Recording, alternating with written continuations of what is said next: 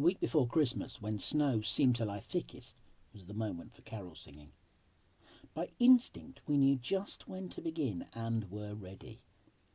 We put on our scarves and went out through the streets, calling loudly between our hands, till the various boys who knew the signal ran out from their houses to join us. We were the church choir. For a year we had praised the Lord out of key, and as a reward we now had the right to visit all the big houses to sing our carols and collect our tribute. To work them all in meant a 5-mile foot journey over wild and generally snowed-up country, so the first thing we did was to plan our route. A formality, as the route never changed. All the same, we blew on our fingers and argued, and then we chose our leader.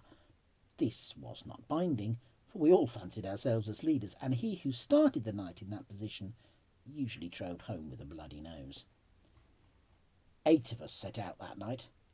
As we went down the lane, other boys from other villages were already about the hills, bawling King Wenceslas and shouting through keyholes, "Knock on the knocker, ring at the bell, give us a penny for singing so well."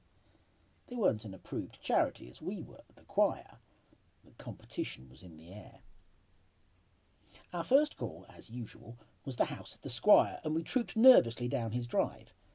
For light we had candles in marmalade jars suspended on loops of string, and they threw pale gleams on the towering snowdrifts that stood on each side of the drive.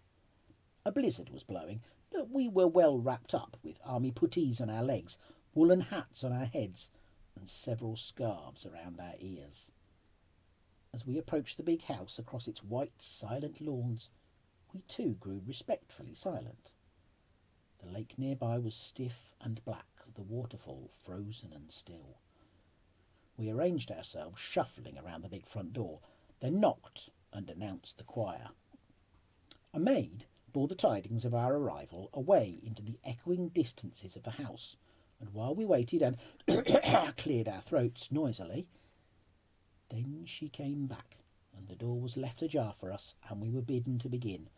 "Let's give 'em wild shepherds," said Jack.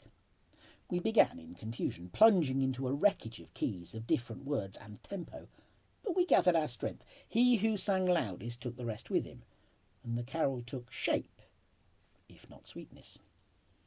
As we sang, we craned our necks, gaping into that lamplit hall which we had never entered, staring at the muskets and untenanted chairs, the great tapestries furred by dust, until suddenly, on the stairs, we saw the old squire himself standing and listening with his head on one side.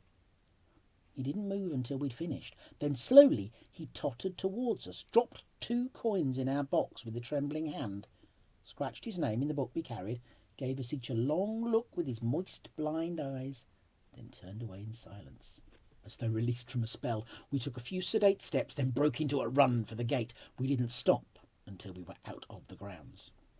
Impatient at last to discover the extent of his bounty, we squatted by the cowsheds, held our lanterns over the book, and saw that he had written 2 shillings.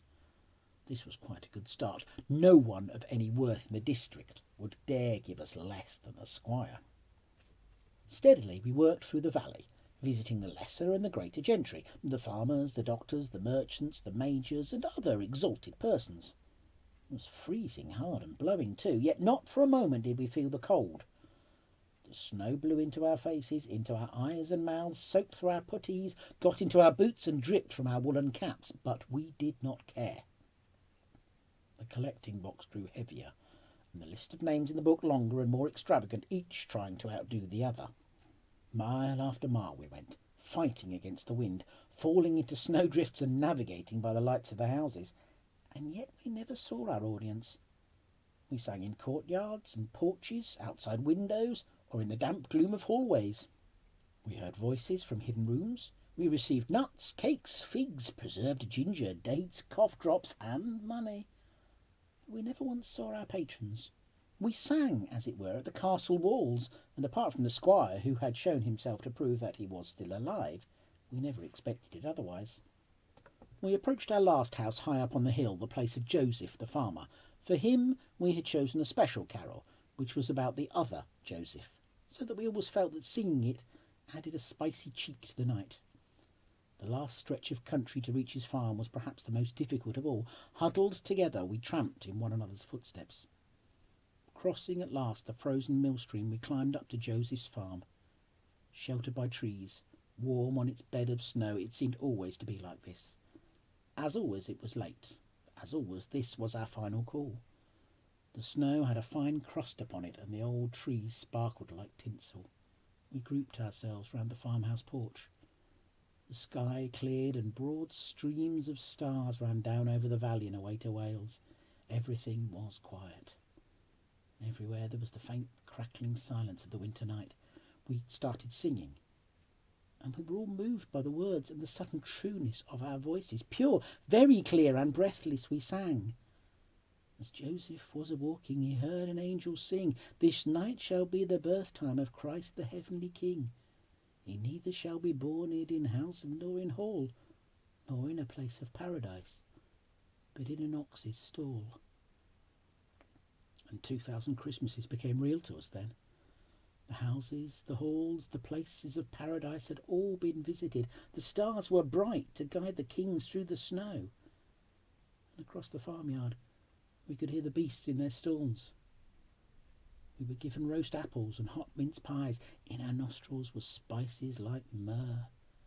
And in our wooden box, as we headed back for the village, there were golden gifts for all.